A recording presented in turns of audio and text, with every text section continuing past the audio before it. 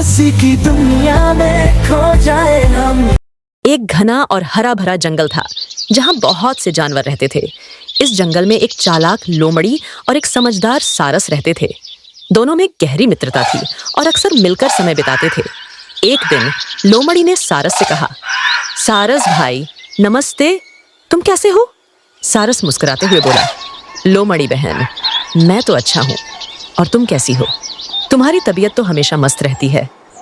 लोमड़ी ने अपनी आंखों में शरारत की चमक दिखाई और कहा, सारस भाई तुम मेरे घर भोजन पर आओ, मैं तुम्हारे लिए खास दावत रखूंगी। कल तुम जरूर आना, मैं बहुत अच्छा खाना बनाऊंगी। सारस खुशी खुशी इस प्रस्ताव को स्वीकार कर लिया और अगले दिन लोमड़ी के घर भोजन के लिए पहुंच गया।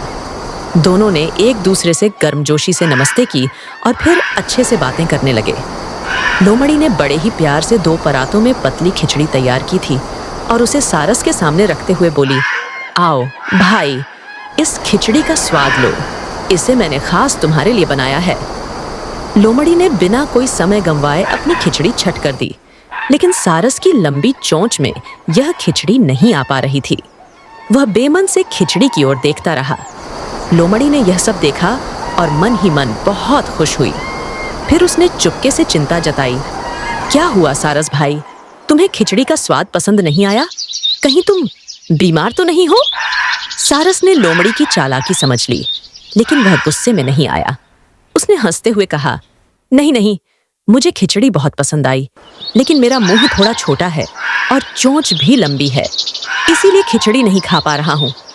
फिर सारस ने लोमड़ी से कहा, कल तुम मेरे घर आओ बहन, मैं तुम्हारे लिए बहुत अच्छा खाना बनाऊंगा। लोमड़ी ने खुशी खुशी स्वीकार किया और अगले दिन वह सारस के घर पहुंच गई। दोनों ने फिर से एक दूसरे से अच्छे से नमस्ते की और बातें करने लगे। कुछ देर बाद सारस ने मछलियां पकड़ी और 2 तंग मुंह की सुराहियों में डाल दी। लोमड़ी बहन अब आओ, इन स्वादिष्ट मछलियों का मजा लो, सारस ने कहा और अपनी चोंच सुराही में डालकर मछलियां खाने लगा। लोमड़ी का मुंह तो बहुत बड़ा था और सुराही का मुंह बहुत छोटा, तो वह मछलियां नहीं निकाल पाई। उसने बहुत कोशिश की, लेकिन उसका मुंह सुराही में नहीं जा पाया। वह बस सारस को देखती रह गई, जो आराम से मछलियां खा रहा था। अब लोमड़ी समझ गई कि सारस ने उसे वही मजा चखा दिया है जो उसने लोमड़ी को अपनी चालाकी से चखा दिया था। लोमड़ी को अपनी गलती का एहसास हुआ। उसने सोचा, जैसा मैं दूसरों के साथ कर रही थी वही मेरे साथ हुआ। मुझे दूसरों को धोखा देने का कभी भी मन नहीं बनाना चाहिए। ये सच है कि हमें जो दूसरों के साथ करते हैं वही हमें मिलता है। इस घटना के बाद लोमड़ी और सारस दोनों और अच्छे दोस्त बन गए। लोमड़ी ने कभी भी अपनी चालाकी का सहारा नहीं लिया और हमेशा अपने दोस्तों के साथ ईमानदारी से पेश आने का संकल्प लिया।